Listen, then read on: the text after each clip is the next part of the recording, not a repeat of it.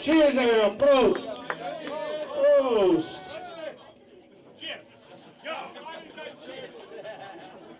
Okay, hi, I'm Eddie from the Vibrators, and you're watching Made on Backstage.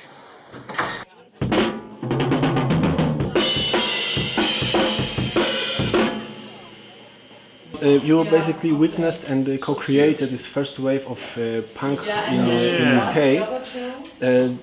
In the 70s, did you feel at the time that you were creating a new movement that was so definitely, vital? yeah. We really felt that this was a change for the better, and that at the time a lot of the old rock stars were getting driving around in limousines, and they'd lost touch with the people, and they were making like 4 album box sets with 2 songs on it, and it was just everything was getting out of hand and crazy. And when we talked about forming a band with the Vibrators, it was obviously before punk had started, and we just said, right, we want to get back to like doing 2-3 minute songs, fast, loud, and exciting music again, like we grew up and like we loved in the 50s, with Buddy Holly, and in the 60s with bands like the Who and the Kinks, and and all those kind of bands. And so we had all these different influences to bring in, but the whole thing was to make it so that when people went out and saw the Vibrators, they go, yeah, that was great, fast, loud, snotty music. Yeah, it was good. Your last album is called Past, Present and Into the Future. Yeah. And that's exactly the question, what the future holds for the Vibrators? Well, yeah, I mean, at the moment, you can't sort of plan 10 years ahead, because I might not be here 10 years ahead. So we're kind of planning and doing everything about 1 year ahead so far. We're booked up till sort of September next year, and then when we get home from this tour, we'll start booking September, October, November, December. And then we'll probably this year we're doing 26 shows, and then maybe next year we'll do a few fewer, just do some good German shows. You just don't know, you see, you just don't know how the time and your age is going to affect your ability to do the shows. And as long as the shows are going well and we're playing well, then it seems like a good idea to keep going. But when you see all the news of all these people dying and they're all the same age as you, it's a little bit scary.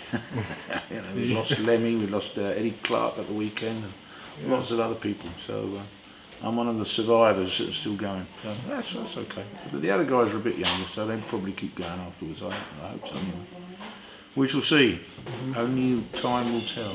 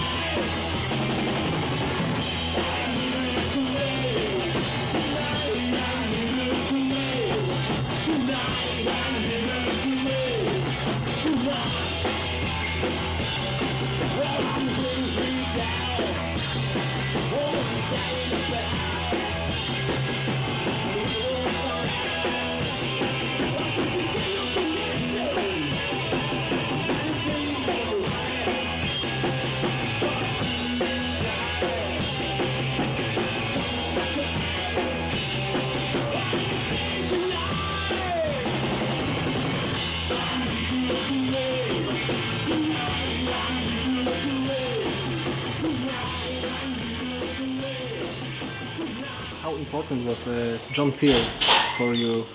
Well, he was important for every band that came out in England, not just for us, but all the bands before us. Bands like the Faces and Led Zeppelin, all the big bands that came out all the way through. The Fall, the Pistols, the Vibrators, the Damned. He was the one that was playing your music on his show, 12 till 10 10 till 12 every night, every evening. And everyone used to listen to it, and if you weren't at a gig, you'd be at home listening to his show, because you wanted to find out where the best new music was coming from. So he was very influential, and everybody wanted to get on his show and do their he used to have a spot where you'd go down to BBC studios and record 4 songs.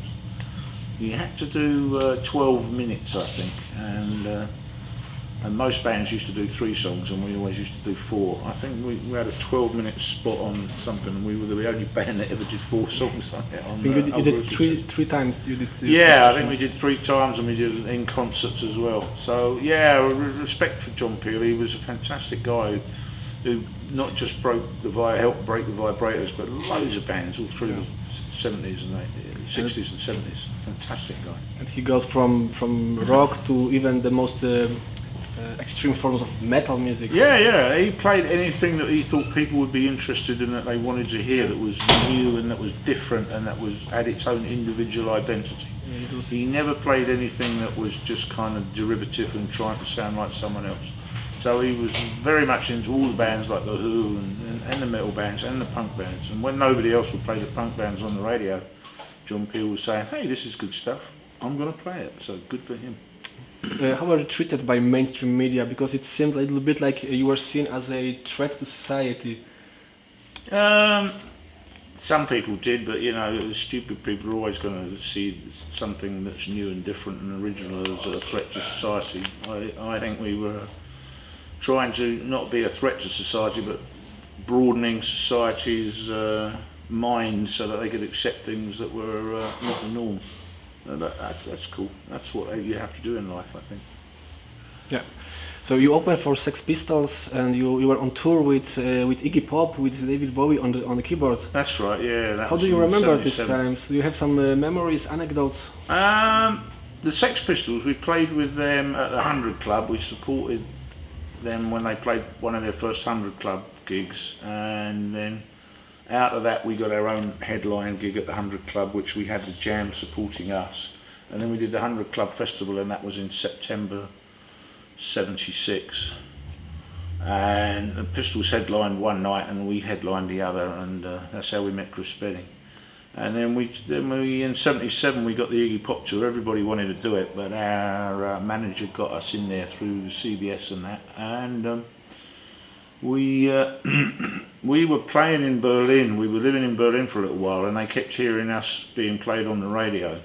I think it was We Vibrate we had out at the time, and they liked it, and they said, oh, maybe we should get those guys to support us. And then we came in from the other direction, and we met in the middle, and that's how we got the gig supporting Iggy Pop. And he was a great guy. Yeah, it was good fun. It was interesting meeting him and David Bowie. They were very nice, very friendly, very helpful guys. And what was it? I had Hunt and Tony Sales on the drums and bass, and they were really good guys. They took us out and they said, oh, can we come and have dinner with you? And we said, yeah, sure, you know, come along. He said, I don't know where, I've lost all the others. So we went out and had dinner with us.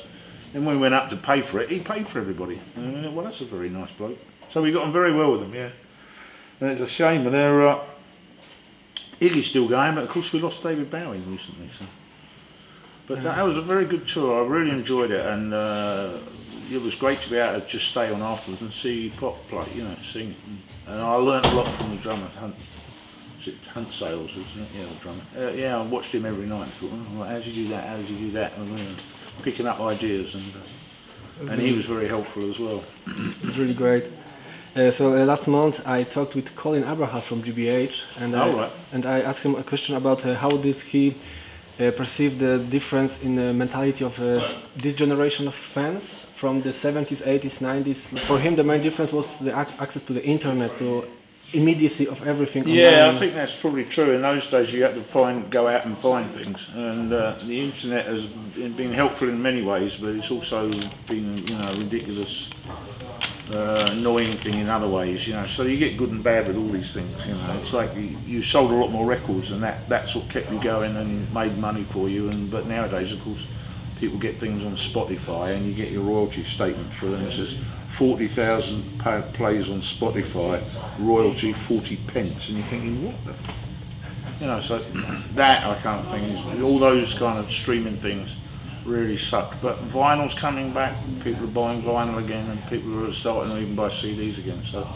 you know, but if you want to support the bands you like and keep them going, then you've got to buy the hard product, you know, and not get on into the streaming stuff, because bands don't make any money from it. But I believe that even Taylor Swift was against all of that. Yeah.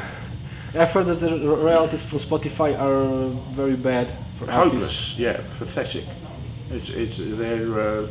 They're robbing people, I think. I can't stop them on my own, but Taylor Swift had a go to try, so good for her. If she can stop them, then nobody can. Yeah, well maybe, you never know. She's alright, not a different type of music, but she seems like she's on the ball anyway. Actually, this is interesting. What is your musical guilty pleasure if we're speaking about Taylor Swift? Something that your fans may be surprised that you like to listen to. Well, I used to listen to a lot of avant-garde stuff, you know, and jazz stuff, Miles Davis, people like that, Soft Machine, I was a big fan of those. All the stuff from the 50s, 60s, 70s, you know, Hendrix, Faces, all the big 60s bands like the Beatles, that's where my favourite stuff is coming from. But I still like to listen to things like the Soft Machine and Miles Davis and stuff like that, and a bit of classical music.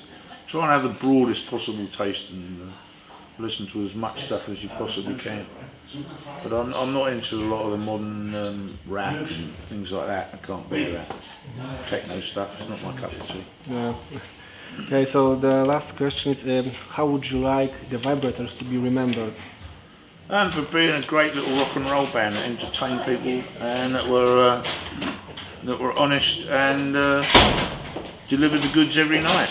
As long as people remember us for playing live and you'll have the records and they can listen to those in 100 years' time, and that's our legacy. So go out, buy the records and they'll be around for 100 years.